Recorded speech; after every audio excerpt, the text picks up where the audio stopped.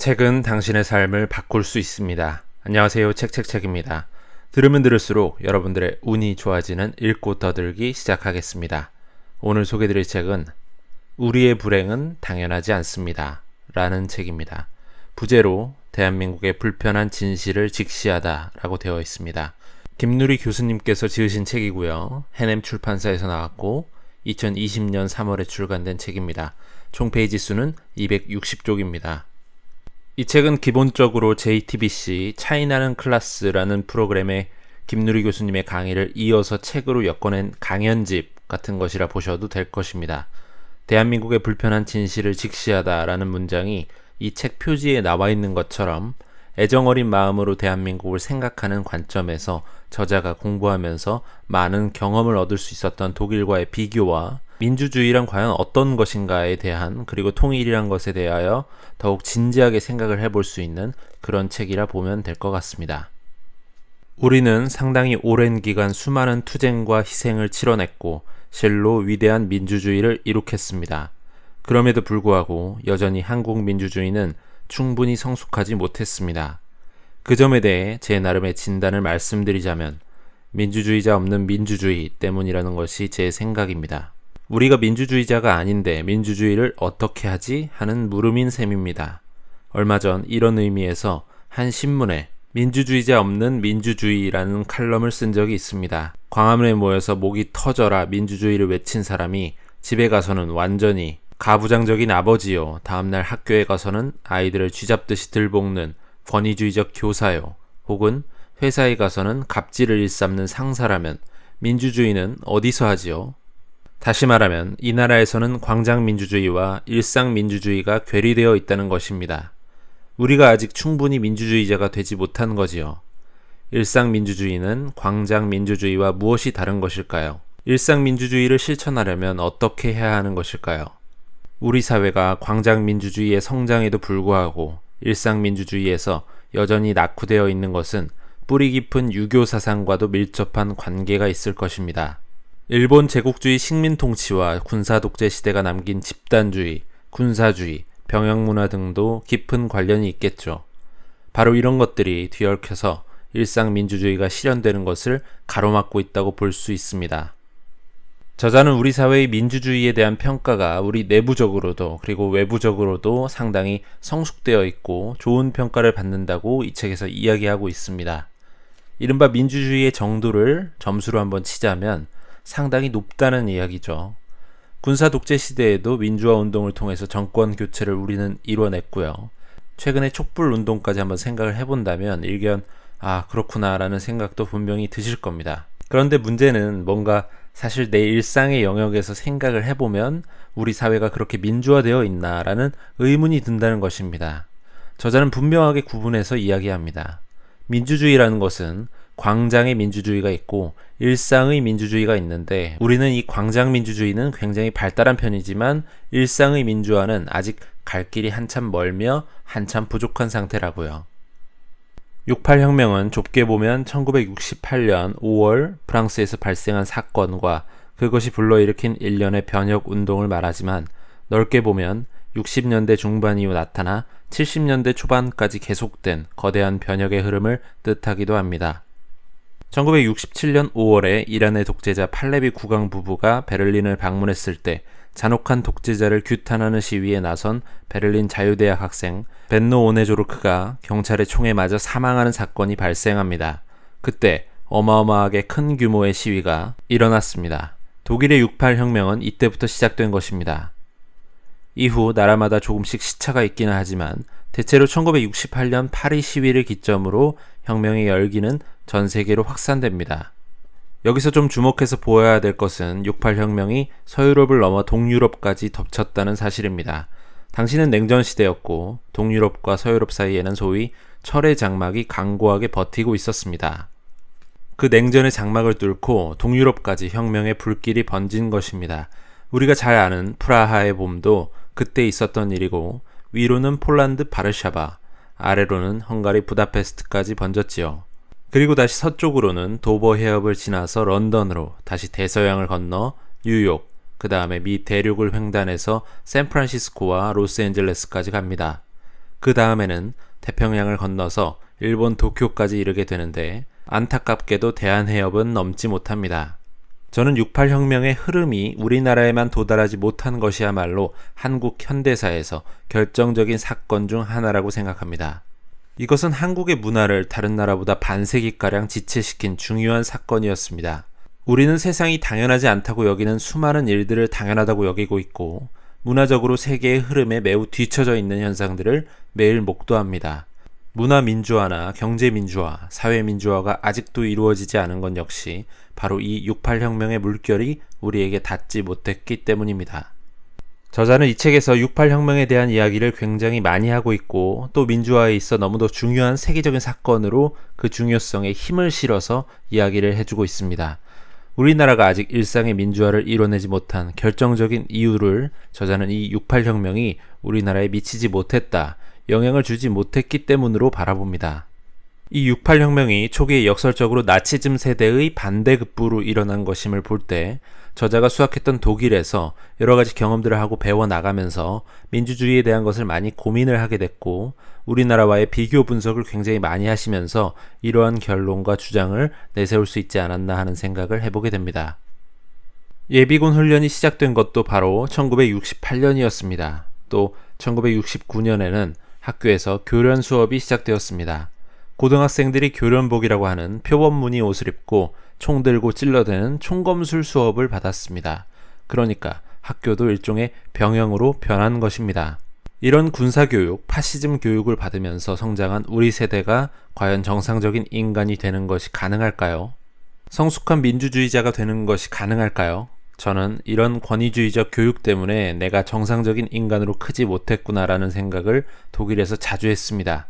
그들과 나는 왜 이렇게 다를까 하는 생각을 곰곰이 천착해보니 나를 기형화한 사회적 기원에 이를 수 있었습니다. 병영사회와 군사문화가 나를 파시스트로 훈육했고 집단주의와 권위주의가 나의 내면을 불구화했던 것입니다. 사실 박정희라는 인물이 한국 사회에 끼친 해악은 한두 가지가 아닙니다.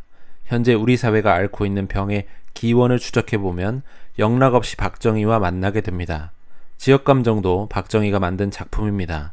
사실 그 이전에는 지역감정이 없었습니다.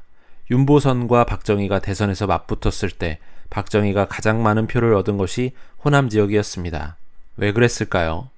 박정희가 농민의 아들이었기 때문입니다. 반면 윤보선은 명문 양반 가문 출신이었죠.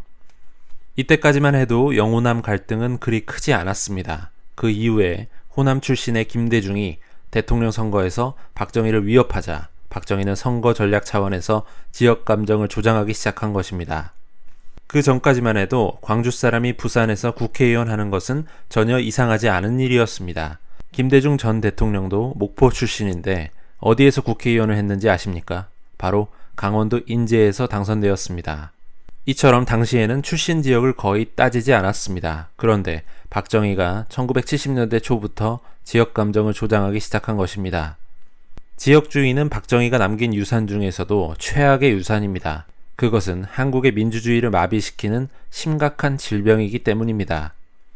이처럼 박정희는 베트남 전쟁 파병을 통해 한국을 68혁명의 영향으로부터 완전히 유리된 예외 국가로 만든 장본인일 뿐만 아니라 지역 감정을 조장하여 한국 민주주의를 근본적으로 왜곡시킨 인물입니다.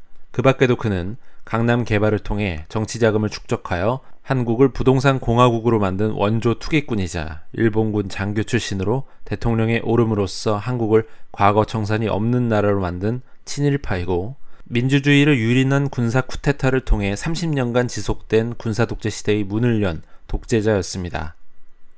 이 부분에서 박정희 대통령에 대한 평가를 굉장히 안 좋은 쪽으로 서술을 해놓고 있습니다. 이것은 정말 일견 팩트라고 말할 수 있는 부분이지만 사람에 따라서는 정치적 성향에 따라 박정희 대통령에 대한 평가를 좋게 혹은 나쁘게 하는 것을 보실 수가 있을 겁니다. 이 부분만 봐서는 이 책이 혹 한쪽의 정치 행태에 치우친 정치색이 짙은 책이 아닐까 하는 우려가 생기실지도 모릅니다만 이 책은 절대 그렇지는 않습니다. 우리가 흔히 보수라고 부르는 한나라당, 새누리당, 지금은 국민의힘이라 불리는 이 당은 보수를 넘어서 완전히 오른쪽에 치우친 극우에 가깝다고 이 책에서는 표현을 하고 있고, 민주당에 대해서는 진보라 표현하기보다는 오히려 독일이나 여러 유럽 국가들과 비교를 하자면 이들 역시도, 민주당 역시도 보수적인 집단이며, 이렇게 극우와 보수 두 거대 과두 체제가 우리나라의 정치 형태를 뒤틀리게 만들었다.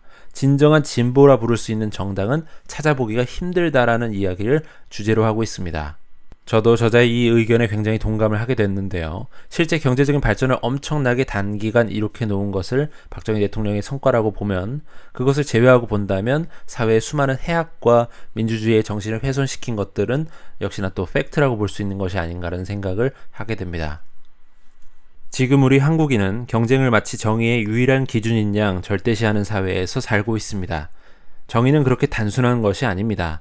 우리는 정의의 폭을 넓혀야 합니다.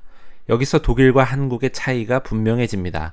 독일 사회는 그 구성원에게 최대한 많은 기회를 제공하려고 하는 반면, 한국 사회는 그 구성원에게 최소한의 기회마저 박탈하려고 합니다.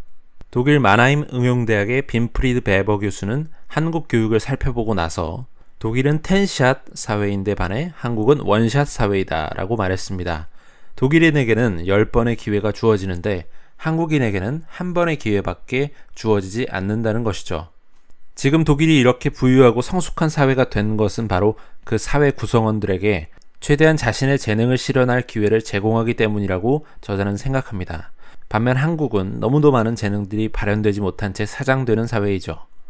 한국은 기회를 박탈하는 사회일 뿐만 아니라 기회를 박탈당한 사람들을 차별하는 사회이기도 하죠. 사람들은 이러한 이중의 박탈을 일상적으로 경험하며 살아갑니다. 정규직과 비정규직 사이의 차별은 말할 것도 없고, 대기업과 중소기업 사이에도 엄청난 차별과 격차가 존재하지요. 이러한 현실이 우리가 지극히 기형적인 사회에 살고 있음을 보여주는 것입니다. 독일의 교육과 학생들의 모습을 우리나라와 비교하면서 우리는 도대체 왜 이렇게 경쟁주의적인가에 대한 이야기를 펼치고 있는 부분입니다. 너무도 단기간에 많은 것을 이룩하려고 가장 효율적인 방식으로 모든 것을 처리하려고 하다 보니까 우리의 내면의 경쟁과 효율화가 최고이며 낙오되고 도태되는 것은 버리면서 나아간다라는 식의 마인드가 자리 잡힌 게 아닌가 싶습니다. 동시에 사회 구성원 모두에게 공평하게 기회가 제공되고, 그러한 기회 제공의 과정을 효과적으로 우리가 운영을 하기 위해서는 정부의 시스템이 작동하기보다는 좀 더 빠르게 일을 쳐내고 효율적으로 등급을 나눠서 경쟁을 유도하고 하는 식의 그런 차별이나 과시가 당연하게 생각되는 이러한 사회가 현재 우리의 사회인 것을 생각을 해볼 적에 우리 일상의 민주화는 아직도 한참 멀었구나라는 생각을 역시나 하게 됩니다. 이제 우리 사회가 보수와 진보로 나뉘어 경쟁하는 사회가 아니라는 것, 그리고 문재인 정부가 그다지 진보 정부가 아니라는 것을 어느 정도 이해하셨을 것입니다. 수구라고 불러야 마땅한 정치 세력이 자칭 보수 행세를 해왔고, 보수 정도의 정치적 지향을 가진 정당이 진보라고 불려온 것입니다. 왜 이런 왜곡 현상이 생긴 것일까요? 이런 현상은 무엇보다도 우리가 분단 체제 속에서 살고 있기 때문에 생겨난 것입니다. 한국의 수구는 이 분단 체제의 기생에서 70년 이상을 연명해온 세력입니다.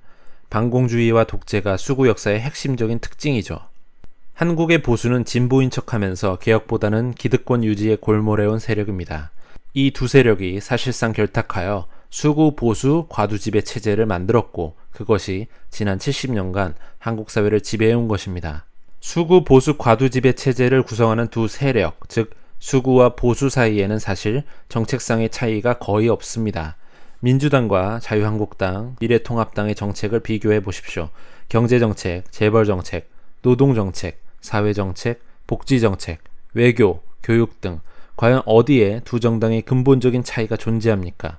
정말로 이들의 차이는 아주 작은 차이에 불과합니다. 지역을 거점으로 한 두 거대 수구 보수 세력이 사실상 권력을 분점하고 있는 모양새입니다. 그래도 굳이 차이를 찾는다면 통일정책 정도가 아닌가 생각합니다. 북한의 김정은을 바라보는 관점에는 차이가 있죠. 그러나 그 밖의 정책에서는 미세한 차이가 있을 뿐 거의 같습니다. 이런 관점에서 보면 이른바 조국 사태도 새로운 시각에서 설명할 수가 있습니다. 이것은 본질적인 동질성을 가진 두 정치 세력이 이를 은폐하기 위해 대립을 극적으로 과장하는 하나의 거대한 연극입니다. 수구와 보수의 내면 깊은 곳에는 거대한 불안이 자리 잡고 있습니다. 한국의 정치를 양분하여 지배하고 있지만 이들 사이의 차이는 너무도 허구적이고 이들의 동질성은 너무도 실체적이기 때문입니다. 바로 그렇기 때문에 싸움의 양상은 더 거칠고 과격해지는 것입니다. 이들의 대립이 연극에 불과하다는 것은 금방 알아차릴 수가 있습니다. 이들이 정말로 중요한 싸움은 하지 않기 때문입니다. 재벌 개혁을 어떻게 할 것인가, 노동자들을 기업 살인으로부터 어떻게 보호할 것인가, 세계 최고의 불평등을 어떻게 해소할 것인가, 세계 최고의 자살률을 어떻게 잡을 것인가, 어떻게 정의로운 과세를 실현할 것인가, 어떻게 아이들을 이 살인적인 경쟁 체제에서 해방시킬 것인가, 어떻게 이 학벌 계급 사회를 혁파할 것인가. 모든 국민을 고통스럽게 하는 이런 중요한 문제들을 두고 이들은 싸우지 않습니다. 두 정파 모두 현행 질서의 기득권이기 때문에 현재의 상황에 두 정파 모두 만족하고 있기 때문입니다. 한국은 전 세계에서 유례가 없는 극단적으로 우경화된 정치 지형을 가진 나라입니다. 지난 70년 동안 한국 정치는 보수와 진보가 경쟁을 한 것이 아니라 수구와 보수가 권력을 분점해 왔습니다. 이것이 한국 사회가 오늘날 정치 민주화와 경제 성장, 정권 교체에도 불구하고 헬조선이 된 근본적인 원인입니다. 이 부분을 읽으면서 너무도 서글픈 생각을 할 수밖에 없었습니다. 저자의 정말 뼈를 때리는 우리나라에 대한 충고와도 같은 직설에 너무나 공감을 하면서도 현재 이른바 촛불혁명을 통해 정권을 잡은 여당 역시 앞서 권력자들이 보여줬던 행태에 크게 벗어나지 않는 모습을 지금 보여주고 있다는 것을 생각을 하자면, 특히나 책에 나온 것처럼 조국 사태와 같은 것을 생각을 우리가 해볼 적에 기득권이 진정으로 자신만의 소명과 사회를 위한 노블리스 오블리주 정신을 갖기란 좀 어려운 것이 아닌가라는 생각을 하게 됩니다. 독일에서 68혁명을 만들어낸 주인공이라 볼 수 있는 빌리 브란트와 같은 사명감을 가진 권력자가 탄생해야 되는 것은 아닐까, 우리나라에도 그런 사람이 나타나야 되는 것이 아닌가 하는 생각도 해보게 되는 지점이었습니다. 자본주의도 사회주의와 마찬가지로 대단히 다양한 형태가 존재합니다. 자유시장주의의 원형인 미국 자본주의가 있는가 하면 일본의 온정적 자본주의도 있습니다. 일본 자본주의는 아직 공동체 감각이 살아있어서 보수당이 집권하더라도 우리처럼 약탈적이지는 않습니다. 또 유럽의 스칸디나비아 자본주의라고 하여 스웨덴, 노르웨이, 핀란드 등의 국가에서 볼 수 있는 복지국가 자본주의도 있습니다. 이들은 우리 입장에서 보면 자본주의라고 부르기가 어려울 정도로 사회주의에 가까운 자본주의를 표방합니다. 프랑스와 독일 역시 스칸디나비아 국가들보다는 약하지만 복지국가의 성격이 강한 자본주의 체제를 갖고 있죠. 이렇게 다양한 형태의 자본주의 체제 중에서 남한 자본주의의 성격은 어떻게 규정 지을 수가 있을까요?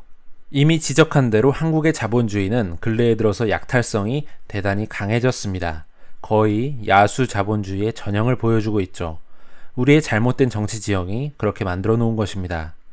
야수성을 효과적으로 제어할 어떤 정치 세력도 존재하지 않기 때문에 남한은 자본주의 역사상 유례가 없는 약탈적 자본주의 사회가 된 것입니다.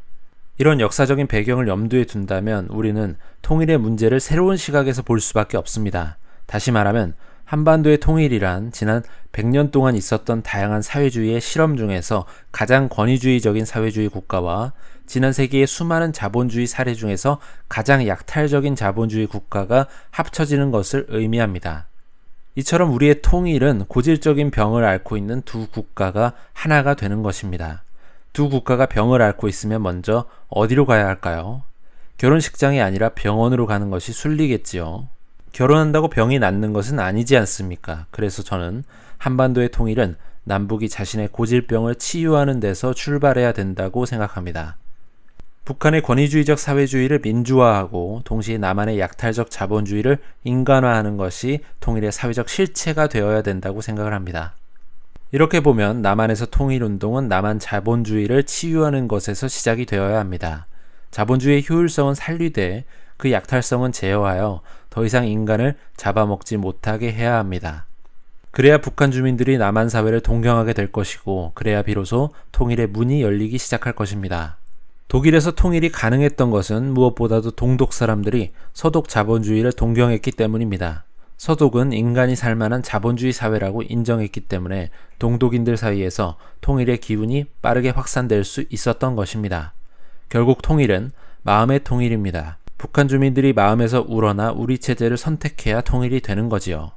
그런데 보십시오. 남한 사회를 경험한 북한 주민들은 한결같이 이곳은 사람이 살 곳이 못 된다라고 이야기합니다. 탈북자들은 대부분 남한 사회에 와서 두 가지에 놀랐다고 말합니다. 첫째는 남한이 이렇게 부유한지 몰랐다는 것이고, 둘째는 남한 사회가 이렇게까지 비인간적일 줄을 몰랐다는 것입니다. 이런 그들의 모습은 한반도 통일의 길이 결코 순탄하지 않을 것임을 우리에게 경고합니다. 저는 남한 주도의 통일, 즉 남한의 약탈적 자본주의가 북한 지역까지 확대되는 방식의 통일에 반대합니다. 왜냐하면 그 첫째 피해자가 남한 주민이 될 가능성이 높기 때문입니다. 만약 남한 주도의 통일이 이루어진다면 약탈적 자본주의가 역사의 승자 행세를 할 것이고, 그 결과 약탈성이 더욱 강화될 것입니다. 물론 북한의 주민들이 받을 고통과 차별은 그보다 더 크겠죠. 통일에 대한 이야기를 하고 있는 부분입니다. 이 책의 제목을 다시금 생각해 볼 수밖에 없는 지점인데요. 우리에게는 불행이 있고 그 불행은 야수적 자본주의가 내재화된 것이며, 그렇게 된 근본적인 이유는 상당한 기간 동안 유지가 된 남과 북의 냉전 체제 속에서 정치 기득권을 유지할 수 있었던 수구와 보수 세력들의 효율만 강조한 인권을 무시한 정책과 비전이었다는 것입니다. 이런 구조를 탈피하기 위해서 저자는 통일이 필요한 이유를 함께 끌어오면서 막연히 우리가 한민족이고 우리의 소원은 통일, 이런 식으로 통일을 해야 된다라는 것이 절대로 아니라, 현 시점까지의 우리 사회의 정치사회적 DNA를 고려해 볼 때 남과 북의 냉전체제 해소를 위해서 반드시 통일이 필요하며 한국이 어떻게 나아가야 될 것이다라는 이야기를 이 부분에서 정리를 해주고 있습니다. 우리는 또한 한국 정치의 본질은 수구와 보수가 권력을 분점하고 있는 과두정치라는 사실을 알게 되었습니다. 기울어진 운동장은 거대 여당과 야당 사이에 있는 것이 아니라 기존의 과두지배 세력과 미래의 개혁 사이에 있습니다. 지난 70년간 지배해온 수구, 보수, 과두지배 체제를 우리가 탈파하지 못한다면 한국 사회의 질적 변화는 불가능합니다.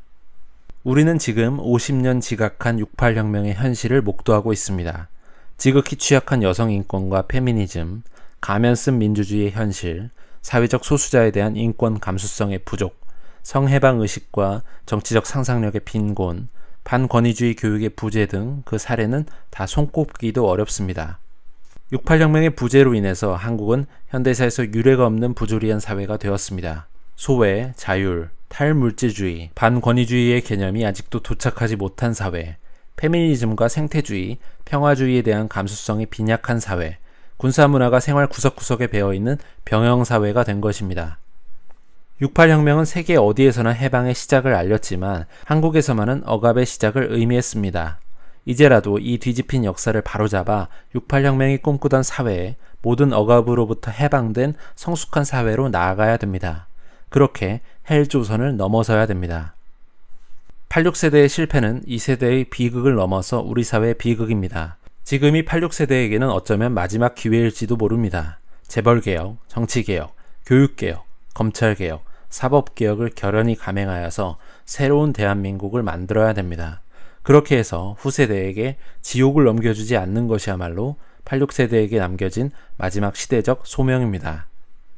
한반도 통일에 대해서도 여러 시각에서 새롭게 성찰을 해보고 좋은 통일의 모습에 대해서 고민해 보았습니다. 저는 여러분들이 가능하면 통일 문제를 자신의 삶과 가까이 있는 문제로 인식해 주길 바랍니다. 분단으로 인해 나의 성격 구조가 왜곡되고 한국 사회가 기형화되고 한국이라는 국가가 불구화되었습니다. 이런 현실을 극복하기 위해서는 당장 통일이 되지 않더라도 분단 체제만큼은 하루속히 해체해야 된다는 사실을 꼭 기억해 주시기 바랍니다. 통일 문제와 관련하여 무엇보다도 중요한 것은 민족 이성의 관점에서 서는 것입니다. 냉전의 광기에서 벗어나는 것, 강대국의 대리인 구실에서 탈피하는 것, 진영 논리보다 민족의 현실을 중시하는 것, 이것이 민족 이성이 우리에게 요청하는 것입니다. 이제 냉전의 광기에 눈먼 기나긴 적대의 시대를 마감하고 민족 이성에 눈뜬 새로운 평화의 시대를 함께 열어가야 합니다. 미국의 강력한 영향력 아래서도 독자 노선을 걸어온 독일은 우리나라에게 많은 시사점을 줍니다. 브란트 총리의 동방 정책은 말할 것도 없고 그 이후에도 독일은 줄곧 자신의 길을 걸어왔습니다. 슈레더 총리는 미국의 신자유주의적 공세에 맞서 독일의 길을 천명했고 메르켈 총리는 트럼프의 미국 우선주의를 비판하면서 유럽의 길을 선언했습니다. 이제 우리도 분명하게 한국의 길을 천명할 때가 되었습니다. 그것은 한반도 평화, 동아시아 평화, 세계 평화로 이어지는 길이며 인권과 정의, 연대와 인류애로 나아가는 길입니다. 문재인 정부는 대한민국의 국제적 위상과 한국인의 높은 정치의식을 믿고 미국을 상대해야 합니다. 반대할 것은 반대하고 요구할 것은 요구하면서 당당하게 우리의 입장을 관철해야 합니다. 우리가 독립변수로 움직여야 한반도 평화 프로세스도 온전히 굴러갈 수가 있습니다. 문재인 정부는 보다 담대하게 통일 문제에 임하고 보다 용기 있게 미국을 상대해야 합니다. 어떠신가요? 이 책은 우리 사회의 근현대사를 정말 명쾌하게 정리를 해주면서 우리 내부에 자리 잡은 아픈 지점을 정말 뼈를 때리는 이러한 충고들로 정신을 차리게 해주는 그런 책입니다. 왜 우리의 현재 모습이 이렇게 각박하고 냉정한지, 경쟁을 왜 그리도 중요시하게 생각하며 외적인 모습들, 그리고 황금만능주의 같은 것들이 내면화되어 있는지, 왜 우리의 정치는 정권이 바뀌어도 행태는 그대로인지, 정당이 바뀌어도 행태가 그대로인지를 알 수 있게 해주는 그런 책이었습니다. 현재 우리 대한민국의 사회의 정확한 이해가 필요하신 분께 이 책을 정말 꼭 권해드리고 싶습니다. 오늘은 여기까지 하겠습니다. 유익하셨거나 도움이 되셨다면 구독과 좋아요 부탁드립니다. 이 채널을 유지하는 힘입니다. 감사합니다.